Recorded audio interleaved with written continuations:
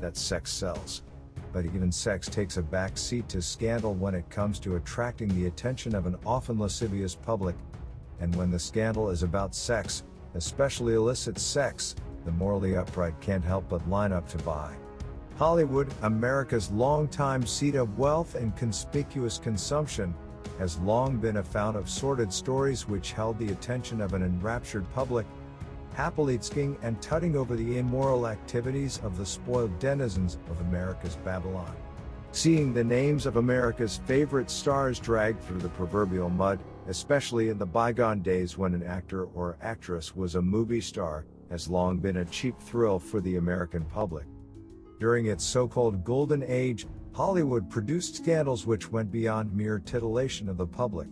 J. Edgar Hoover, with his penchant for keeping records damaging to the reputations of anyone he deemed too powerful and influential, ensured the FBI was active in Hollywood for decades, collecting what should have been private information in order to protect the nation's morals. Hollywood obliged, with both steamy rumors of illicit affairs and reports of sexual activities which were at the time illegal. Some of the nation's greatest film heroes were subject to damaging tales, some true, some speculative, and some criminal. But even the innuendo collected by Hoover for personal reasons often took a backseat to the scandals which emerged from the star's decadent lifestyles. Here are some of the greatest scandals to emerge from Hollywood during its golden age. Number 1. Charles Chaplin's second divorce was Hollywood's greatest scandal at the time. Charles Chaplin was a genius as a comedian, actor, writer, composer, director, and filmmaker, the creator of one of the most iconic characters of all time, his immortal little tramp. But when it came to relationships with the opposite sex, he was less gifted. He liked them young. Both his first and second wives were 16 when he married them, and the second, Lita Gray, convinced Chaplin that she was pregnant with his child, leading to a hasty marriage. He could otherwise have been in prison for having sex with a minor. She wasn't, though she later bore him 2 sons. Married in 1924. By 1926 they were headed to divorce court, and Lita presented an image of Chaplin far removed from his popular public persona. The divorce became a scandal which the newly minted entertainment tabloids and the mainstream press couldn't get enough of. Chaplin found his reputation shattered by his soon-to-be ex's accusations. According to Lita, Chaplin had demanded an abortion prior to their marriage, which she couldn't have because she wasn't pregnant, and told her that their marriage would be short. The 2 sons she bore later in the marriage brought into question her accusations that Charles ignored her completely, but the press and the public were easily persuaded that Chaplin was an abusive monster, a profligate womanizer, with a taste for young girls, an image he could not escape. She succeeded in trashing Chaplin's reputation while relieving him of $800,000, about $11 million today. It was the largest divorce settlement in American history at the time. After the divorce was final, Lita remarried at least 3 times more, and in the 1960s published a partial autobiography entitled My Life with Chaplin, in which she revisited many of the old allegations. Before she died, she recanted most of them. Chaplin's reputation never fully recovered. Number 2. Errol Flynn and the statutory rape allegations in the 1930s. During the 1950s, the phrase "in like Flynn" meant that someone was in an enviable position, with the success of whatever venture was being undertaken all but ensured. In the 1940s, the namesake of the phrase, Errol Flynn, found himself in a position neither enviable nor likely to lead to success. Sex with minor females, those under the age of 18 in California, was statutory rape, and Flynn found himself so charged by not 1, but 2 underage young ladies, threatening his reputation, his career, his marriage, and his freedom. Both girls, 17-year-old Peggy Satterlee and Betty Hansen, also 17, accused Flynn of seducing them, Peggy on Flynn's yacht and Betty in the home of a friend. The press was largely against Flynn. Like Chaplin before him, Flynn was a foreigner, and thus possessed of un-American morals. Flynn was eventually acquitted in both cases, and during the trials his attorneys managed to point out both girls had been previously involved with other married men, of lesser fame and wealth. It was also pointed out that prosecutors had coordinated both cases when presenting their accusations. Flynn's acquittal did not restore his reputation in much of the public's opinion. There was, after all, that pesky fact that he was a foreigner. Flynn was Australian, and xenophobia was at its height in the early days of the Second World War. The press eventually went on to other things, but Flynn's image was permanently damaged, and he never again enjoyed the reputation of being a romanticized gentleman, cultured and debonair. Number 3. Tallulah Bankhead was too scandalous to be linked to scandals. Tallulah Bankhead was born into wealth and privilege, and though she was mainly known as a stage actor, she became a symbol of Hollywood extravagance in her lifetime. Tallulah simply didn't care what anyone, including her father, an 11-term member of the U.S. House of Representatives and Speaker of the House for 2 terms, said of her. She enjoyed drugs and alcohol, and didn't attempt to hide the fact from the public. In one interview she claimed that the only thing wrong with her was that she needed a man, and it had been too long since she'd had one. She had no children, but at least 4 abortions at a time when the procedure was illegal throughout most of the country. In 1932 she told an interviewer that she had accepted a film part only so that she could sleep with Gary Cooper, though she substituted a common 4-letter word for sleep with in the interview. When she was introduced to film director Irving Thalberg, for whom she was to star in a Hollywood production, she asked him, "How do you get laid in this dreadful place?" Supposedly a sneering Thalberg told her to ask anyone. She was linked to sexual relationships with both men and women. Among the latter were Marlene Dietrich, Greta Garbo, and Hattie McDaniel of Gone with the Wind fame. She neither confirmed nor denied her sexuality, referring to herself in one interview as bisexual. Warned by her father to avoid men and alcohol in New York, she told an interviewer, "He never said anything about women and cocaine." It was she who uttered one of the most deflating political put-downs of all time, referring to Republican presidential candidate Thomas E. Dewey as resembling the little man on the wedding cake. She was never tainted by scandal because she welcomed the controversy, as evidenced by her once saying of cocaine, "Cocaine isn't habit-forming and I know because I've been taking it for years." Number 4. J. Edgar Hoover's files on Hollywood personalities. After meeting Charles Chaplin at a dinner party, J. Edgar Hoover began using the resources of the FBI to compile a dossier on what he considered to be the Hollywood star's un-American beliefs and activities. Eventually the file grew to over 1,900 pages, and was instrumental in Chaplin's long exile from his adopted country. Chaplin was not alone.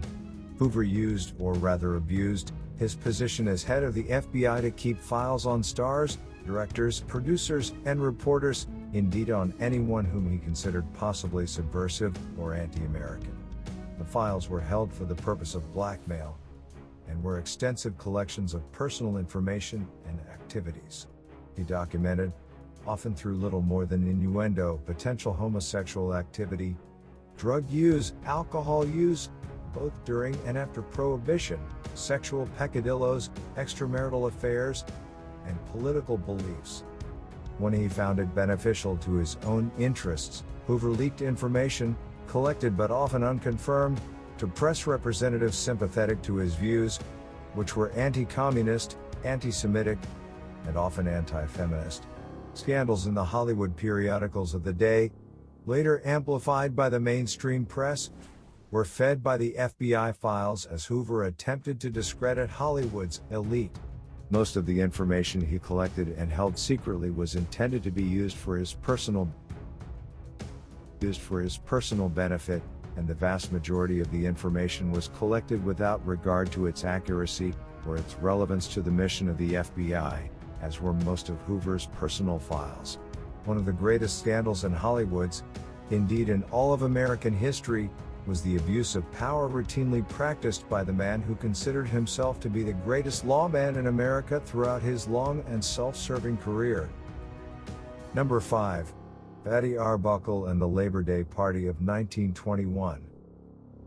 Roscoe Fatty Arbuckle was one of Hollywood's biggest stars in 1921, the first to pocket $1 million per year, and well known around town for his hedonistic pursuits. Especially popular with children, Arbuckle had given comic star Buster Keaton his big break, and was a friend and supporter of Charles Chaplin.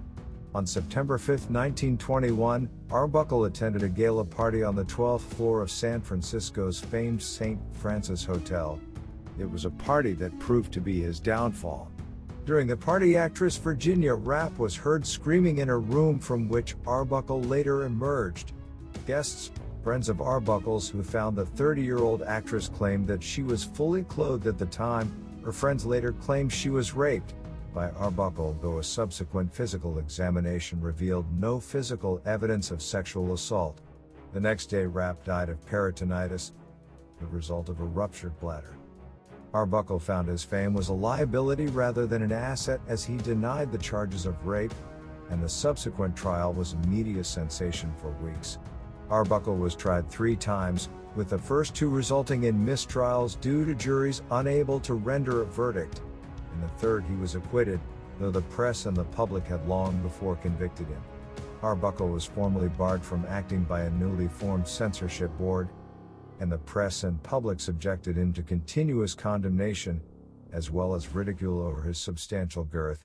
Finally offered a film contract in 1933, a project could be started. Almost a century after the event, the mystery of what really happened that Labor Day remains unanswered, though Fatty Arbuckle's reputation as a rapist and worse is still whispered about in Hollywood. Number 6. Olive Thomas, Jack Pickford, and the bichloride of mercury. Jack Pickford was the brother of Mary Pickford, arguably the most powerful woman in Hollywood in 1916. Pickford was a notorious man about town, with the result of being stricken with syphilis, then treated with highly toxic mercury. Olive Thomas was a former Ziegfeld girl, called the most beautiful woman in the world, if so existing photographs don't do her justice, and soon Pickford's bride, though their marriage was what today would be called a long-distance relationship. According to acquaintances, when together they fought constantly and with equal exuberance. Whether Olive was aware of Jack's medical problem is debated, though he had his mercury with him when the couple spent time together in Paris in the summer of 1920. On September 9th, Jack called a doctor to their hotel room after learning that Olive had taken a liberal dose of his bichloride of mercury. She died that night, in considerable pain, as a result. The ensuing scandal was multi-pronged. Some said that Jack deliberately placed his medicine where his wife would confuse it with nostrums of her own, and thus take it accidentally. Others claimed Olive committed suicide after learning of the reason her husband carried the mercury with him on his travels: the existence of a large insurance policy on her life, with Jack the beneficiary, gave credence to the former belief. Still others, cognizant of the fact that Mary Pickford despised her sister-in-law, believed Mary arranged for Olive to ingest the mercury through means not fully explained. The French authorities decided the poisoning was accidental, but their finding did little to stop wagging tongues in Hollywood and Paris over the untimely death.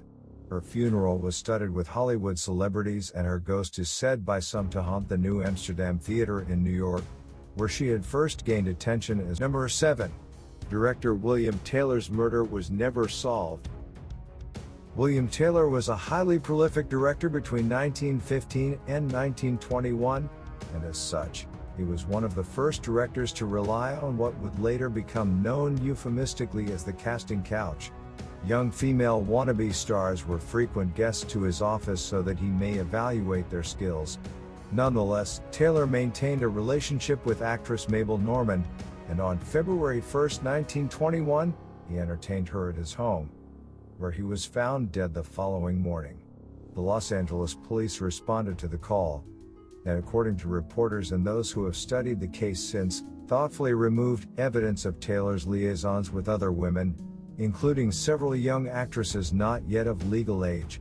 As a result of the dearth of physical evidence, innuendo and gossip soon provided theories as to who killed the director.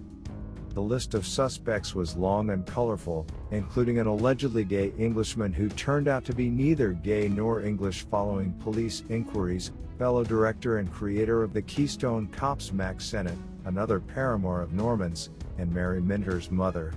Mary was an underage actress whose letters to Taylor were allegedly removed by the helpful LAPD. Norman's cocaine use and resulting connections to organized crime figures were also considered, but no firm evidence could be found. In the end, the murder of William Taylor was never solved, other than by Hollywood gossips who were sure they knew who the killer was and what their motive had been. The scandal remained at the tip of Hollywood's wagging tongues for months, and is still considered from time to time in various media today, though the probability of solving the crime was destroyed by the LAPD nearly a century ago. Number 8. Suicide by jumping from the Hollywood sign in 1932. Probably there exists no more famous icon of Hollywood than the sign which spells that name in the Hollywood Hills. In the 1930s, the sign, already famous, read Hollywoodland, and it was from the H that a young actress, despondent over her suicide by jumping in 1932. Her death created a sensation in Hollywood, both from her manner of accomplishing it and the note which she left behind. Her name was Peg Entwistle, and she had recently completed work on a film by David O. Selznick entitled 13 Women. It was to have been her big break. Instead, she ended up, as they say in movie land, on the cutting room floor, her part eliminated, her work rejected, according to most stories of her suicide. In fact, she wasn't cut out of the final print of the film until after her death, though her 14-minute appearance had been reduced to 4. The dramatic nature of her demise, including the manner in which her body had been found, by a hiker who also found her suicide note, led to the inevitable gossip around town, which was fed further by the elaborate funeral she was given by the film community, attended by several stars. Entwistle's promise as an actress was stressed in the sensationalized reports of her death, including her performance on a New York stage with luminary Billy Burke, later Glinda in The Wizard of Oz, and a young actor by the name of Humphrey Bogart. Her death was less a scandal than a sensation, and in 2014 a group of roughly 100 film fans gathered to mark her demise by viewing 13 Women in a Hollywood parking lot, an event geared towards raising awareness and money for suicide prevention. Number 9. Entering the Twilight Zone. The television series The Twilight Zone was a popular weekly program from 1959 to 1964, the brainchild of writer and director Rod Serling. Its popularity was such that it was in high demand in reruns for years, and eventually was adapted as a full-length motion picture in the early 1980s. During the filming of the motion picture, an on-set accident involving a helicopter led to the death of popular actor Vic Morrow and 2 child actors, with multiple injuries to the helicopter crew and film personnel on board. Morrow and one of the children were decapitated by the helicopter's rotor. The other child was crushed beneath the machine. The accident caused a scandal over working safety, particularly for children on film sets, and years of litigation which kept the story on the front pages of trade papers for a decade. The civil and criminal actions which occurred subsequent to the accident, which was more the result of negligence than misfortune, was scandalous, and the film's director, John Landis, was charged and tried for manslaughter, along with other members of the film crew. They were eventually acquitted in terms of criminal liability, but civil penalties were assessed. Landis continued his career with little negative impact, but he found several long-term friendships with other filmmakers ended as a result of his evident cavalier attitude towards the accident and its causes. Millions of dollars were awarded the families of the victims, mostly paid by insurance companies. Landis later attempted to deflect the blame for the accident, claiming that the cause of the accident had been in part a special effects fireball detonated by an underling erroneously, an error for which he was never charged. Number 10. Spencer Tracy and Katharine Hepburn's 27-year affair. In 1941, actor Spencer Tracy, one of Hollywood's most successful and in-demand leading men, began seeing actress Katharine Hepburn. Hepburn was from upper-crust New England stock, presenting a prim, proper, and athletic image to her fans, who had for several years been involved in a relationship with Howard Hughes. Tracy was a married man who presented the public persona of being a devout Catholic, though in fact he did not follow the practices of the religion as piously as his image indicated. From 1941 until his death, the two maintained an affair which was an open secret in Hollywood. Tracy did not seek a divorce, nor did he return to married life to attempt a reconciliation for the rest of his life. Rather than live with Hepburn, Tracy resided in hotels for the most part, with his main employer, MGM, helping to continue the charade of his having a happily married life. Not until the final years of his life, when Tracy was suffering from numerous ailments and in declining health, did he and Hepburn live together. During their lengthy affair, Tracy was also unfaithful to Hepburn, having an affair with actress Jean Tierney, which made the tabloids, and speculation was often rife over others. When Tracy died at the home he shared with Hepburn, she reacted by calling his wife and then removing herself from the scene, in order to avoid embarrassing her. She did not attend Tracy's funeral for the same reason. In addition to keeping his affair with Hepburn under wraps, MGM helped quell reports of Tracy's long battle with alcohol, barbiturates, and dexedrine, including at least 2 arrests for alcohol-related incidents. Tracy was buried in Forest Lawn Memorial Park, alongside his wife Louise. Katharine Hepburn was interred in Connecticut 36 years after Tracy's death.